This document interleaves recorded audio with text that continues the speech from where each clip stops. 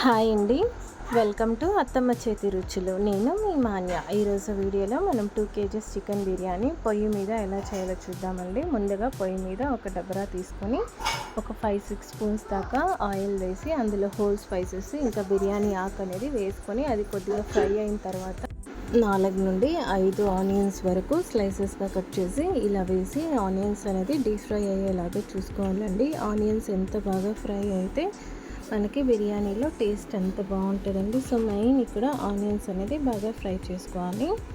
ఇలా onions fry అయిన తర్వాత మనం ఇందులోకి 2 రెమ్మల దాకా కరివేపాకు అంటే గుప్పెడు కరివేపాకు అంతా వేసి ఫ్రై చేసుకుంటా ఉన్నాము. ఇక్కడ కరివేపాకు ఆనియన్స్ అనేది ఫ్రై అయ్యేలోపు 5-6 టమాటోస్ అనేది పొడవుగా కట్ చేసి ఇలా వేసి ఆనియన్స్ టమాటోస్ ఇంకా బాగా డీప్ ఫ్రై అయ్యేలాగా చూసుకోవాలండి. ఇది మొత్తం ఫ్రై అయ్యి మనకు ఆయిల్ అనేది బయట వచ్చేంత వరకు మనం వీటిని బాగా ఫ్రై చేసుకోవాలి. పొయ్యి మీద కాబట్టి కొంచెం స్లో ఉంటుంది, మీరు ఫ్లేమ్ అడ్జస్ట్ చేసుకుంటూ చేసుకోవాలి. ఇక్కడ టేస్ట్కి సరిపడా పసుపు ఇంకా ఉప్పు అనేది యాడ్ చేసుకున్నాను. ఇలా వేయడం వల్ల టమాటోస్ అనేది తొందరగా వేగుతుంది. సో ఇలా వేగించుకొని ఆయిల్ బయట వచ్చేంత వరకు మనం మిక్స్ చేస్తూనే ఉండాలి, లేదంటే అడుగంటిపోతుందండి. ఇప్పుడు టమాటోస్ వేగిన తర్వాత మనం గుప్పెడంత పుదీనా అనేది యాడ్ చేసుకొని ఇంకోసారి బాగా మిక్స్ చేసి ఇలా ఆయిల్ బయట వచ్చేంత వరకు లో ఫ్లేమ్లో పెట్టుకొని చూసుకోవాలండి. ఇలా ఫ్రై అయ్యేలోపు మనం మసాలా అనేది రెడీ చేసుకోవాలి. నేను ఇక్కడ ఈ మసాలాకి తెల్లగడ్డలు, అల్లం, ఇంకా ఎర్రగడ్డలు, కొబ్బరి, పుదీనా, పచ్చిమిర్చి అనేది ముందుగానే గ్రైండ్ చేసి పెట్టి తీసుకున్నానండి. ఇవి మొత్తం పేస్ట్ అనేది ఒక 2 గరిటెల దాకా వేసి ఈ మసాలా బాగా మిక్స్ అయ్యేలాగా మిక్స్ చేసుకోవాలి. పెద్ద సైజ్ అంతా పెరుగు ఒక 1/2 లీటర్ దాకా పెరుగు వేసి బాగా మిక్స్ చేసుకోవాలి. బిర్యానీకి పెరుగు వేయడం వల్ల టేస్ట్ అనేది ఇంకా బాగుంటుంది. సో మొత్తం ఇలా మనకి ఫ్రై అయిన తర్వాత ఇందులోకి నేను 2 kgs చికెన్ అనేది కడిగి పెట్టి వేసుకుంటా ఉన్నానండి.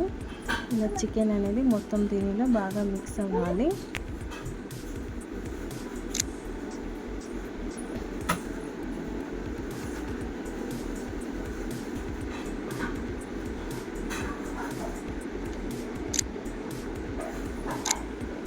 ఇప్పుడు ఇందులోకి నేను చికెన్ మసాలా, బిర్యానీ మసాలా అనేది వేసి బాగా మిక్స్ చేసుకుంటాను. చికెన్ మనం మిక్స్ చేస్తూనే ఉండాలి, పెరుగు వేసాం కాబట్టి తొందరగా అడుగంటిపోతుంది.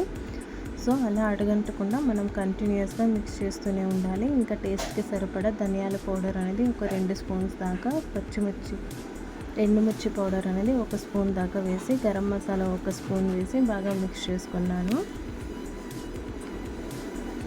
ఇలా కంటిన్యూస్గా మిక్స్ చేస్తూనే ఉండాలండి, లేదంటే మొత్తం అడుగంటిపోతుంది. చూడండి ఇలా మిక్స్ చేసుకోవాలి.